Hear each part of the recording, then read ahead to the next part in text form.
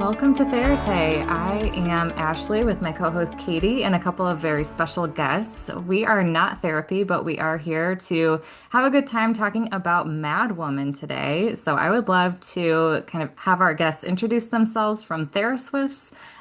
They were with us a couple of weeks ago with Marjorie and back with Mad Woman. So I'd love to hear from you guys if you want to do a brief introduction and then Lauren, I know this song has a special meaning to you, but for either of you, if you want to share kind of what this song means to you, we'd love to hear it.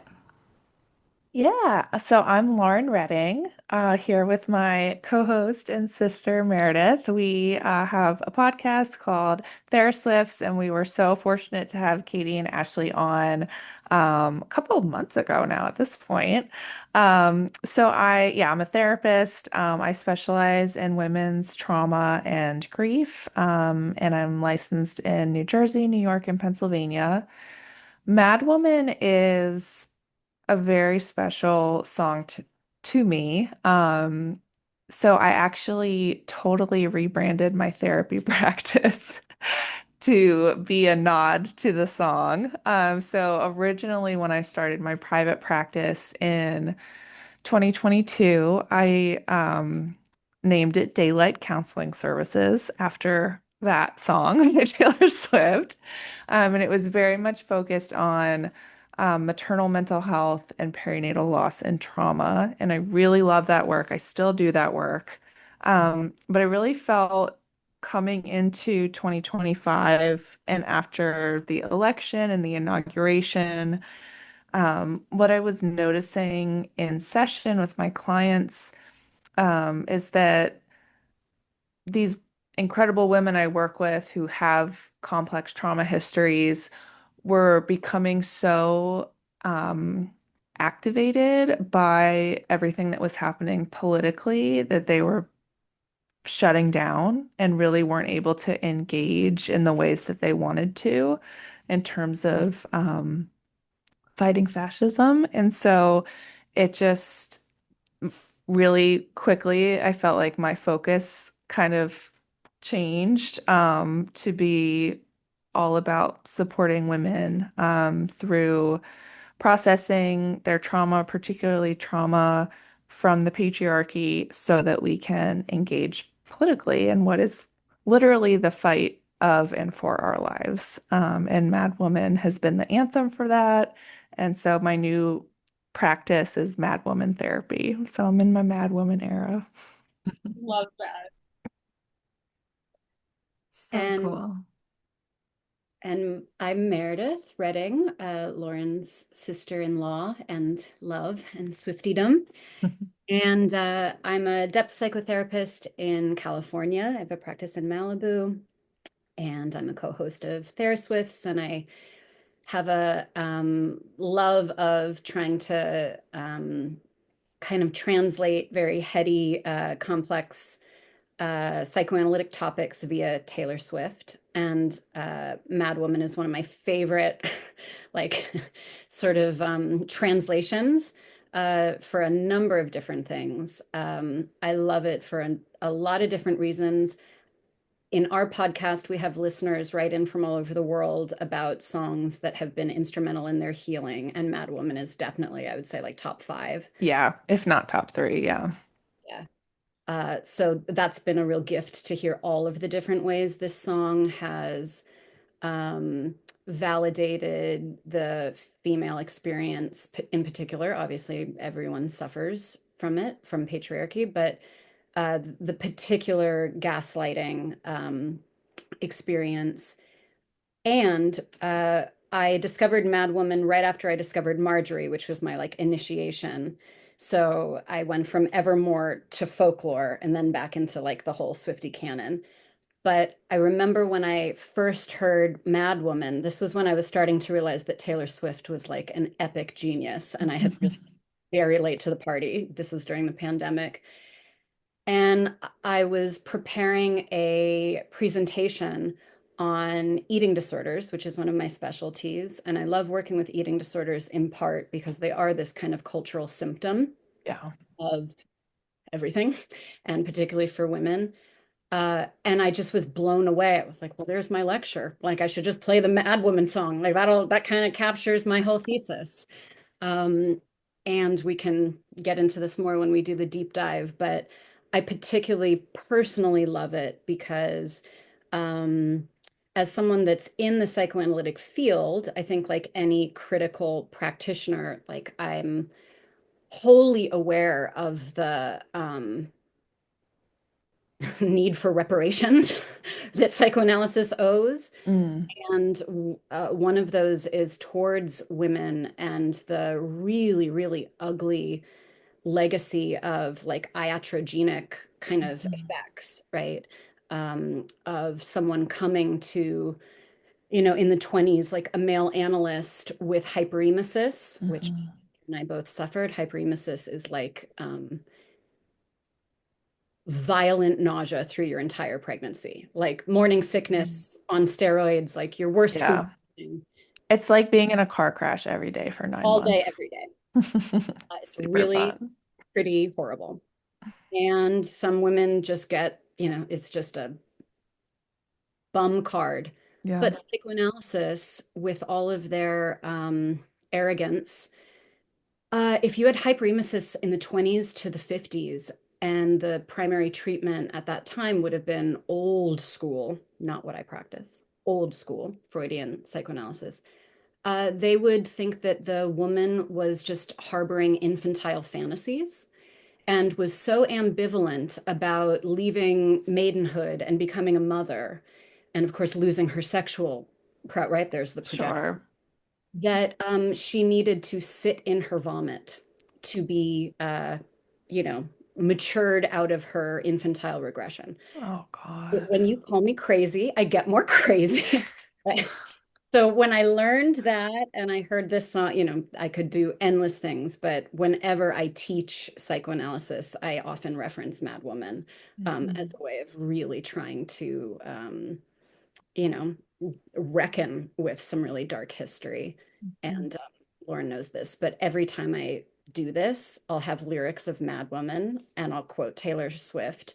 And inevitably, some 80-year-old analyst in a tweed suit will very, like, because I can be fairly articulate. People don't expect it from me, but then they're like, okay, she's kind of bright. And he'll be like, now, who is the analyst Tyler Smith? And I'll be like, she's one of my favorite pop stars.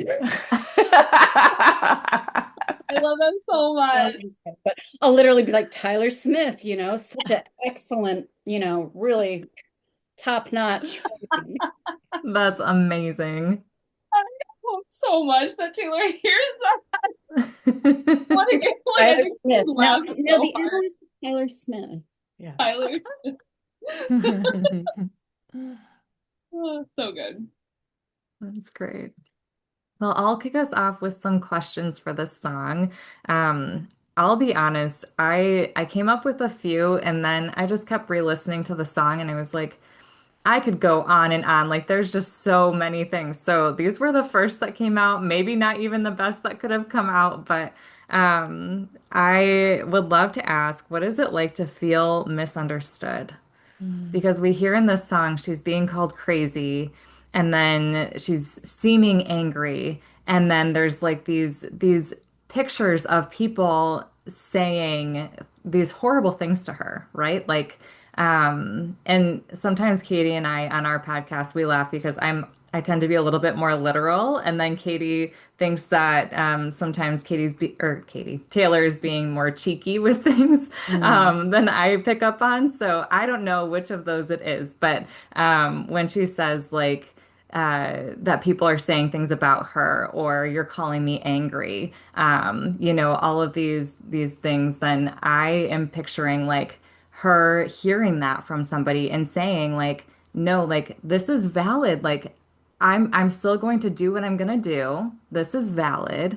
And you just kind of have to deal with it. And so anyway, that was one of the questions. We're gonna have a lot of fun with this song, I think. And then who have you found who you can trust? And I hope the answer is no one. But I would love to know, like, is there anybody who's seeing your full experience with all of this? Um, how do you cope when you feel like you can't express your anger? And the lyric that I'm thinking of with that one is, should be scathing like me, but no one likes a mad woman. Mhm. Like you're just continuously being gaslit into like, this is fine. Yep. This is what should be expected. And the last one was, how do you find the energy to keep going? How do you stay motivated? Because she talks about, and I don't remember the exact lyric, but like shooting things at this person, like at your yacht, I think it was. Hmm. My And cannon's all how, fired. yes, Yeah. thank you, thank you. Yes. How do you continuously find energy and the motivation to keep going when everybody's telling you you're crazy, you shouldn't be mad, this is ridiculous, go Mhm. sit in a corner? And so those were the main questions, and I'm already feeling fired up and ready to hear your answers to your questions too. Mhm. Just to clarify, when you asked, one of the questions really caught my attention. Like who can you trust? And then did you say your hope is no one? Or Yeah, yeah. I hope this person's answer is that they have somebody they can trust. right, okay, So, yeah, thank you for asking. Yeah, I hope that they don't say nobody. I hope that they Okay. do have someone who yeah, yeah. they can trust. Thank you. No, no, no. I was like, maybe she's really, there's like a paradox. I'm gonna get No, I was gonna say, I was like, no one. Okay, like say Oh, more. back to yourself, like having to really trust yourself. No, yeah. I love But that you were ready to back me up on that if that was the case. I think we're onto something. It was just beyond me in the moment. Yeah, yeah. I think those are such great questions too, because they are like, it just again like everything we're talking about, like making space and just sort of fortifying the container to allow these feelings to just get breathed through, right? So more support is just going to allow more to come, not less to come, you know? Yeah. Mhm. I thought your question of like, how do you get the energy was such a good question because, such a common experience of being gaslit is that you begin to question your own reality. You feel demoralized. You feel small. You feel shameful. Like it erodes your own trust in yourself. It's what makes it so insidious. Mhm. And so when you were just like, how do you, I would want to help a client explore that. Like, where tapping into the energy, which I'm getting a little bit into like my question, which I'll get into later, but like I just feel like that's you're taking it in a different direction, right? Like you're maintaining energy in the face of something that could really shut you down. Mhm. And you're not letting yourself be shut down. So what is that thing? What's that part? What's that experience? What's that emotion? What's that energy? Mhm. I like that you're exploring that. Yeah, and just even bringing this will sort of dovetail into mine, but like bringing attention to the like the health of that energy. Do you know, Mhm. like to the power and the life force of the emotion she's bringing in. And I think you're right. Mhm. Like nothing is more um tragic and I feel like really difficult to work with when someone has been gaslit for so long that they're not angry at all. They're Mhm. completely dead, numb, collapsed, completely divorced from themselves, unable to even know like, you know, am I hungry? I don't even know if I'm hungry. Did I, was what I said actually real? I don't even know if I think that, right? Like Yeah. so, so your focus is really like plugging into the health that's in this rage, you know? Yep. You've described rage before as being like life affirming. Mhm. Do you remember what I'm talking about? I mean, I agree. I'm Just not, as how it's like mobilizing. yeah, Whereas yeah, like some emotions can feel like you can almost feel stuck in it. Like rage is like an activating, like yeah. Like yeah, you have violated a boundary and yeah. do something about it. Yeah. Yeah. Yeah. Meredith, do you want to share what you would normalize or validate? I mean, I don't think we have enough time. Fair. I I think I would you know And this is something I have said explicitly to plenty of people, like you have a lot to be mad about, right? Like that Mm. just needs to be started with. Um, and then I think I would really just validate, normalize, maybe via psychoeducation, the idea of a double bind, of the impossible situation. Like you can't make a move without being burned, right? Yeah. You're up against having to either abandon yourself to appease the, witches or the witch hunt. Hmm. The moment you push back, you get, called crazy and called mad and pathologized. Um, and it just really, really, probably giving psychoeducation about gaslighting if they don't understand, and validating that, like, this is crazy making. Like, you're not crazy. This is crazy making. Um, a favorite quote of mine about our political world is like when people talk about like what do you think is at the root of the mental health crisis? And certain politicians that I align with are like, I think it's because we drive people crazy. You know, like quite simply, like the system is not set up for mental health, Yeah. right? And for feeling safe and seen and hopeful, and like everybody's rowing in the same direction. And so, really validating that. And then I think also validating, I was trying to think about this. I'm sure there are exceptions, but I was thinking about the difference between anger and rage, and then the kind of rage that can get weaponized and have someone be called mad. And I think that one component of rage that escalates it to rage is that I think there's always some kind of massive betrayal. I could Mm. be wrong. Like maybe I'm sure there may be examples where that doesn't fit, but I think in this case, there's such a sense of betrayal from other women.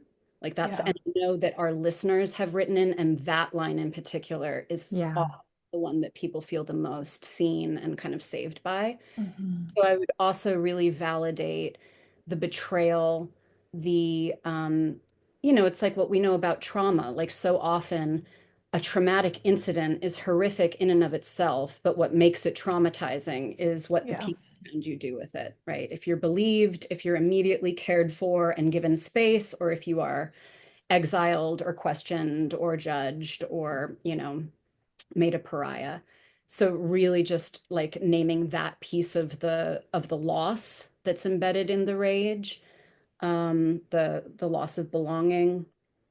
Um, and then maybe the last piece I might validate, this could be moving into questions, but uh, depending on the client, but I feel like sometimes there's just something important to locate oneself in like a larger history, you know? Yeah. And it's like, is this rage that your mother was never even able to know about or name, or your mother's mother, or down the line, like it didn't start with you kind of thing? Hmm. And that what's playing out right now has sort of larger system, a little bit of a feminist lens, Yep. to get too intellectual or, again, dogmatic, but just to really um, honor like the size of it, like the ancestral size of it. And I think that's particularly important for mental health professionals because, like I said in my intro, sadly, a lot of times therapy can end up having this very same effect, right? Depending on how we attune to someone's big feelings, they either feel seen and understood, or there's like that famous experiment in the mental institution where I think they were all actors and they pretended to have certain diagnoses. And then the residents would give them like even more escalated diagnoses, right? Like you can create the thing that you're. Mm. So yeah, I think this would probably be many sessions, and I would probably have to practice my restraint from getting like on my soapbox too much. But, Yeah, I would recommend to this client if she seemed like she was picking up on what you were putting down with sort of the larger cultural historical piece, an amazing book. It's called Good and Mad: The Revolutionary Power of Women's Anger by Rebecca Traister. Gorgeous, beautiful book. To just see that point of like this this is you are one piece of a very long chain of women who have experienced this. Yeah. Yeah, and that like and Rebecca Traister talks so much about like there isn't a social movement that didn't have women's Yeah, like fueling it. yeah.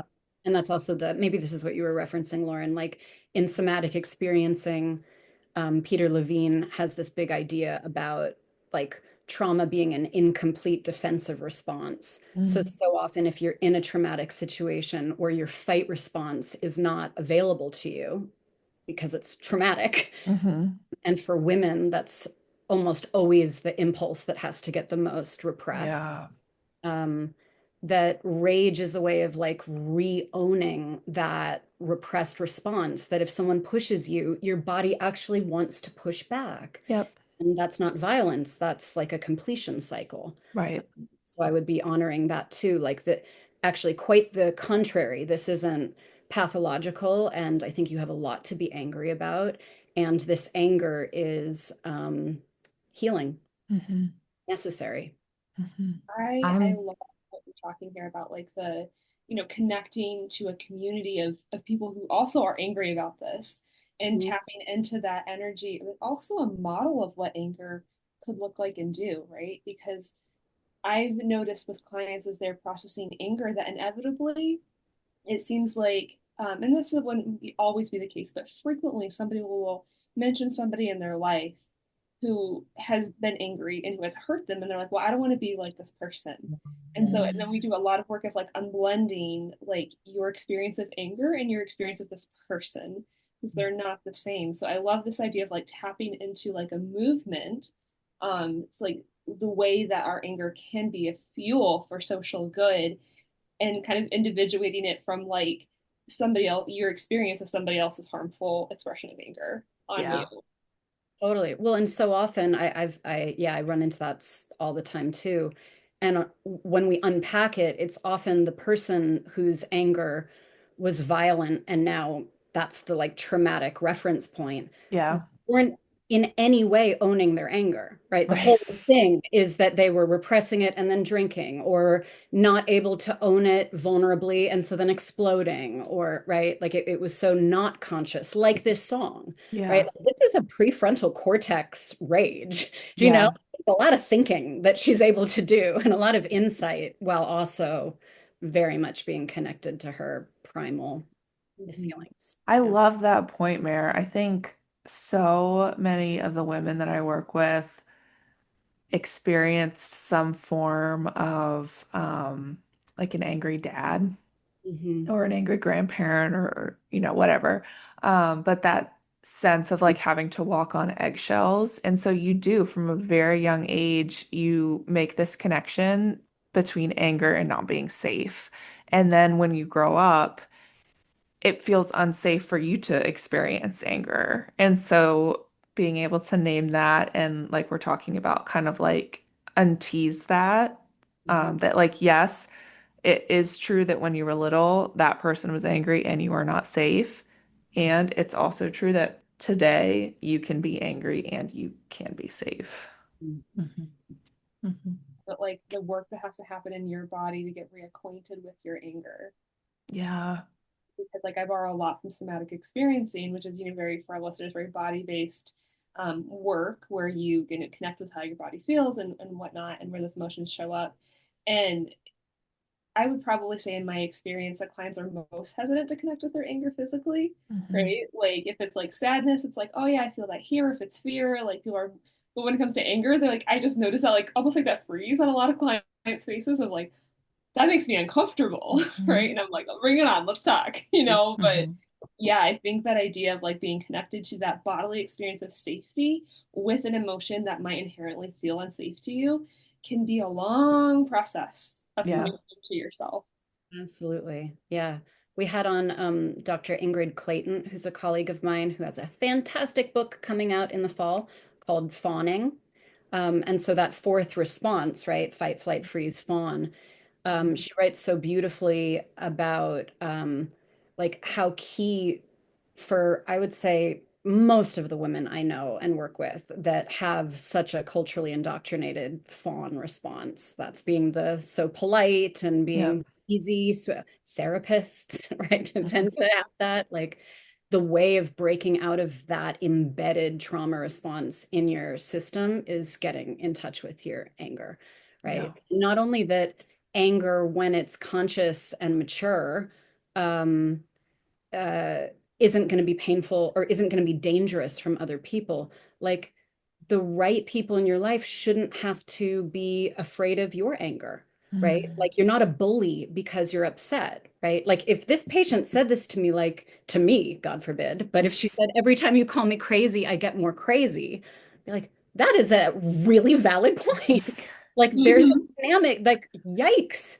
Yeah, Yeah. Mhm. every like I just stepped in it, right? That like that's the way we can engage with conflict to really improve relationship, you know. Yeah. I'm so glad we're talking about this. And I think what you said about I feel like a bully, a lot of people, especially that I've seen in my practice, is that they equate anger with violence. Yes. If I'm angry, then I'm abusive or I'm going to hurt somebody. Or I'm not. Um, Yeah. Or, yeah, or it's like religiously wrong to feel that. Or, I only saw, this person be angry towards me and it was really unhealthy. And I love that we're highlighting that you can be angry and safe, like you said, Lauren, but also like in a safe way. Like you can express that safely and be Mhm. emotionally safe. Yep. Mhm. Yeah. Yeah, for yourself and for others, right? Especially for populations that might struggle with, internalizing and self-inflicting, their own emotions on their body in a harmful way or something like that. Mhm. You can be safe with yourself and with others and model that too, which I think is, Mhm. again, like if you're a parent or a guardian or in a parenting role in some way, modeling that to another person is a really big deal and a tricky thing to navigate, but very possible. Mhm. Yeah. I feel Yeah. like women are getting better at this, and that's why there's this like male loneliness epidemic, which not to say I do understand that men have also a very shitty um bag when it comes to patriarchal expectations. And it's real and men are impacted in very real ways. But it's also like, yeah, we're getting a lot better at not tolerating having to walk on eggshells or having to feel unsafe like we did when we were little and we didn't have any control over it. Speaking up with me too. Not that there's Yeah. a way to go, but Yeah. Yeah, absolutely. I think this is also why the whole, I mean, I think this song, I'm sure, covers lots of different things, but my sense is um, like the Scooter and the Kanye thing, or the, Hmm. like, who's in the yacht? Is it Kanye or Scooter, or it's both of them? Or, um, but I think like that had such resonance for people because it also was it was just such a public encapsulation of oh, the other thing I would probably validate is the idea of Darvo, right? Like deny, Yeah. attack, reverse, victim, offender. Like that just crazy making thing. Like you stole a microphone from me when I won an Yeah. award. When I You was 17. Yeah. like made sort of revenge porn. Like Yeah. you are, and then I like, maybe have some sass and I'm like, this snake and this whole Yeah. like this is bonkers. Like Hmm. this is not fair. Like and every move that you Oh, that's totally. And the Kim K and all of it, the women like hunting witches too. Yep. Right. yeah. But I think so many people could just map on that experience that really can be so like, wait a second, like I didn't even begin that, like I'm just responding to something, Yep. right? That's so, and I think that's so like every traumatized child, like Yep. parents not mirror them and then get, they're the identified patient. Yeah. Yep. I love that you highlighted trauma earlier too, Meredith, in this comment, but also a couple of minutes back. Because there's a lyric that I was hoping I would get a chance to highlight, and I think this is the perfect time. She says, taking my time, because you took everything from Mm, me. yeah. That That is, is like so empowering when you yeah. think about trauma. Totally. That's trauma-informed care right there. Yeah. Mhm. You know, Yeah. yeah, You take as long as you need. that's right. Yeah. Yeah. Mhm. I think Mad Woman is like the prequel. I like to do this. I like to like pair songs together of like which one came first. I like to think that Mad Woman is the prequel to Cassandra. Hmm. Oh. You've referenced that on your podcast, I believe, right? Because like I've like listened to that where you talked to, I was like, oh, she's so right. Like 100%, Yeah. 100%. And Cassandra Because is like our Cassandra is the original Mad Woman, right? Yeah. yes. Like in our, Yeah. um, Yeah. she got her freaking masters back, Yeah. No, it's true because, and that's maybe if we could move into what would I challenge and recommend, Yeah. um, in a way without being too counter-transferency or like sharing too much. I would just try to offer that like I think a lot of women have the experience of being the mad woman, and if you wait long enough, eventually you become the Cassandra, where it's like everybody realizes that you actually weren't crazy, that stuff always comes out. Um, that's an aside from what I was originally gonna say.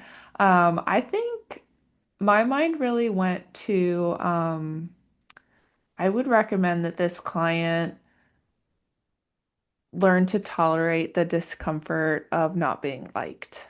I think that's something that a lot of women have a really hard time with. And I think a lot of systems of oppression, patriarchy, white supremacy, those systems are very aware of that and weaponize that.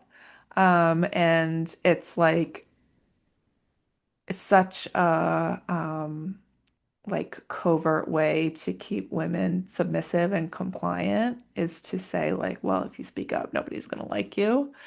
And so really sitting in the discomfort of not being liked, again, teasing apart that you can be uncomfortable with not being liked, and that is not always the same thing as being unsafe when you're unliked, that like the safety piece can be, separate from it, and just starting to build a tolerance for what other people that like I don't have control how other people perceive me.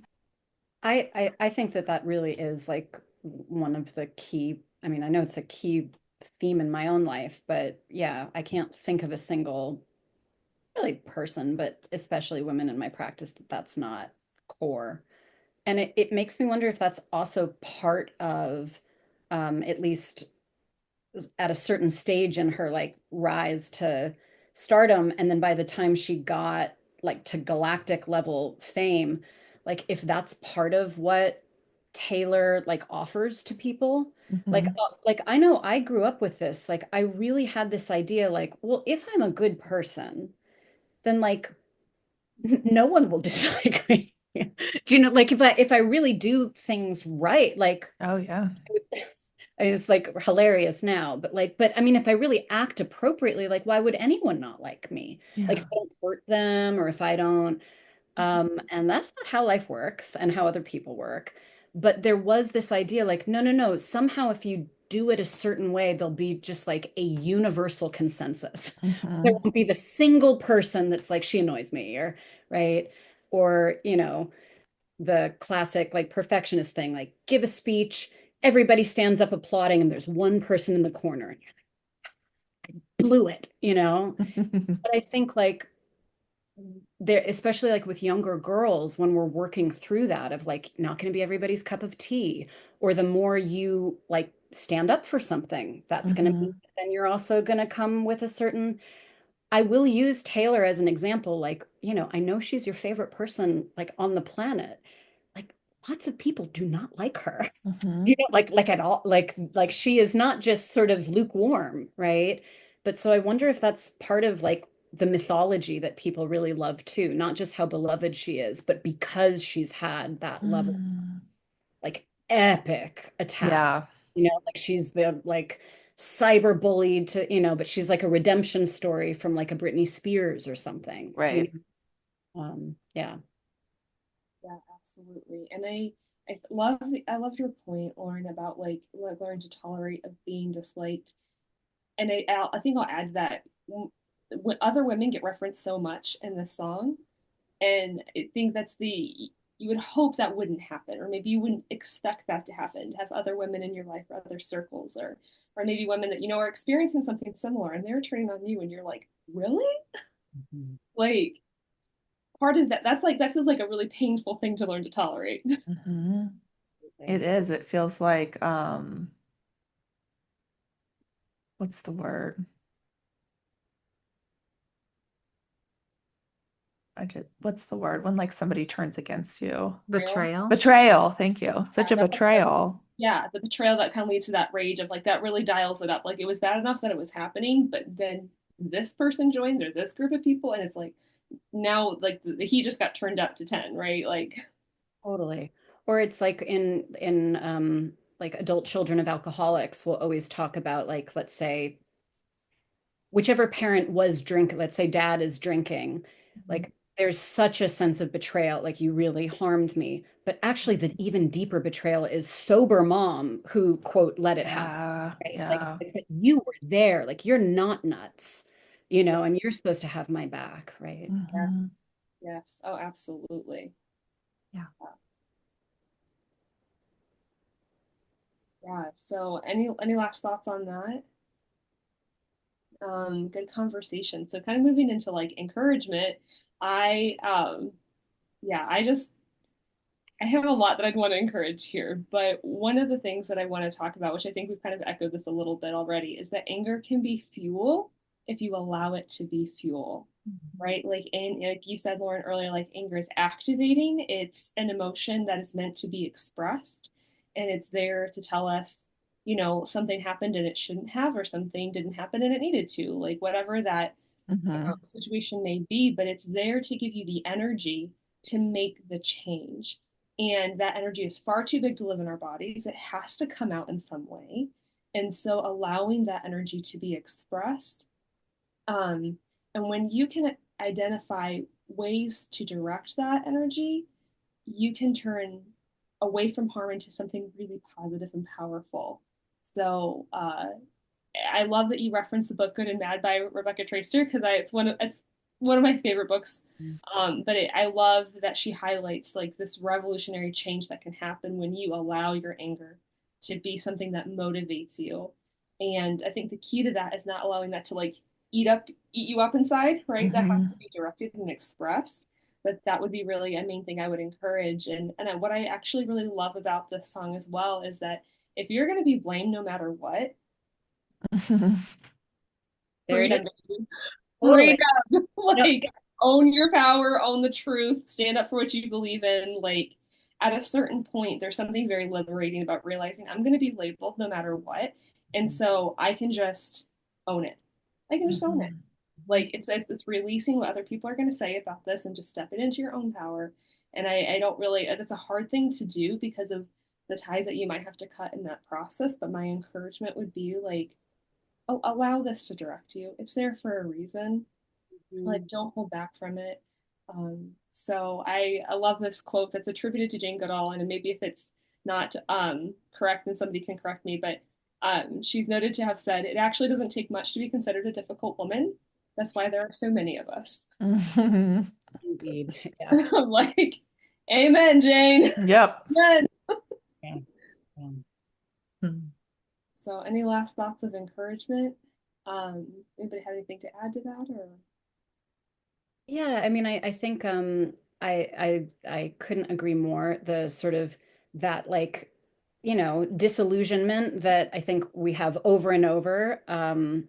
But like I was mentioning with that teenage patient, like, oh, no matter what I do, there's always going to be someone that's not going to like me or is going to project or is going to have, like it.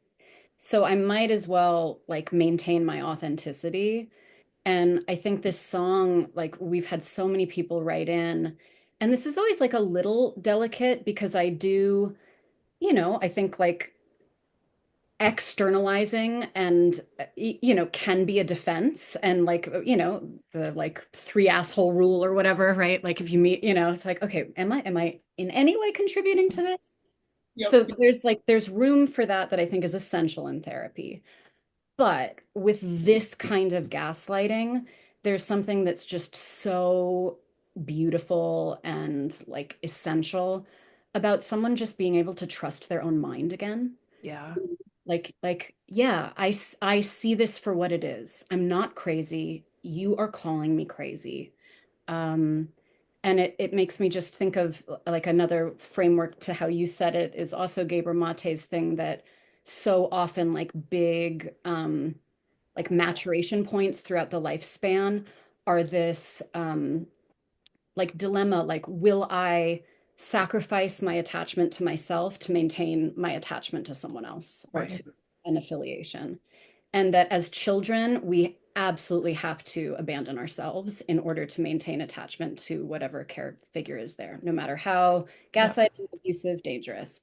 But the gift of being an adult is at a certain point, no one or nothing is worth you having to sever like your attachment and your fidelity to Hmm. the truth of your experience and the truth of your mind and your heart. And like that's just such a, I think like this really is a song that like really, really helps people Hmm. claim that. Yeah. Like I will not self-abandon. Yeah. Yeah. Like I'm coming back. Like, no, you say the sky is orange, but like it's blue. And I just can't Hmm. live in my body with that. Like the truth is very healing when you can like trust it again. Yeah. I love that you framed it as self-abandonment because that's absolutely what it is. And I think the root of so much, like, one of the roots that can contribute to like depression and to anxiety is the self-abandonment piece. And when you begin to recognize that, like, that is a core factor at play, and I'm not saying it's the only one, but it's certainly often a frequent one, you get to a certain point, at least like in some people's healing journey and in my own, where it's like, that's not worth it. Like, I'm not going to go Hmm. back to that, right? Like, going along with this gaslighting, believing it or perpetuating it in myself or in others is so costly. I'm not going to pay that cost anymore. And that's what that Yeah. anger is there to say. Like, oh no, no, no, no, no, no. Hmm. Like, Right. that Yeah, is just such a gift to listen to, especially because it comes with energy. exactly. Need Yeah. that energy to like maintain that. Going back to your point, Ashley, of like, where do you get that energy? It's like, I think it's coming home to yourself. Hmm. Yeah. When I was listening to this song, I at first was like picturing somebody who was like caged, like almost like in this like encapsulated place where they can't get out. And I was like, no, that's not right. That's not it. Like they're the ones opening the doors for themselves so Hmm. that they can validate and acknowledge and advocate and shoot cannons and do the things that they need to do. But She was it can tame. feel She was that way. gentle. What did you say? She was tame. She was gentle till the circus life made her mean. Yeah. Yes. Yes. Yeah. And then Yeah. the line that follows that, don't worry, folks, we took out all her teeth. Like, I got chills when I heard that for the first time. Like, the people perpetuating the harm are the ones offering reassurance to everybody else. Yep. Yes. That, Yes. like, but don't worry, she can't hurt you. We took care of that. It's like, Yeah. oh, Uh-huh. that's Also, Oh, like, if ever an album had teeth, I think it's that one. I mean, yeah. that one. So, like, no, they didn't. Like, you can't take her teeth. Yeah. yeah, exactly. Yeah. Exactly. Yeah. Yeah.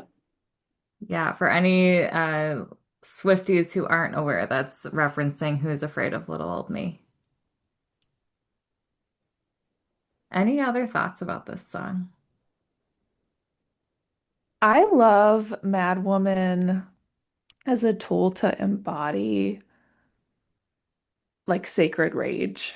If I'm having a day where I'm feeling gaslit by myself or political institutions or people, um, it's such a like anchor for me to just play that song and really like get to feel in my bones what it's like of like, no, I am right.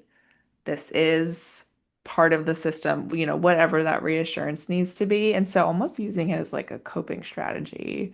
Um, I use it often. If I'm like, I have to have a tough conversation with somebody, I'm gonna listen to Mad Woman first. And I'm gonna like really embrace that spirit. Yes, it kind of reminds me of the lyric in the song. They say move on, but you know I won't. I just love that. Like, Uh-huh. anyway, I think that that kind of wraps up this episode. I just want to say thank you so much, TheraSwift friends, for coming on and talking about these songs. And again, for our listeners, please go check out the TheraSwift episodes where they cover Mad Woman and Lauren's like special love for it. It's so good. We have had such a great time today, and you can find our friends TheraSwifts, like I said, anywhere you stream your podcasts. Check them out at Swift on Instagram and on YouTube, um and then we are of course Therate on Instagram, Therate Podcast, and then you can also find us online. You can email us at theratepodcast@gmail.com if you want to send us any recommendations. Thank you to Jeremy for being our editing person, and we look forward to catching you on our next episode.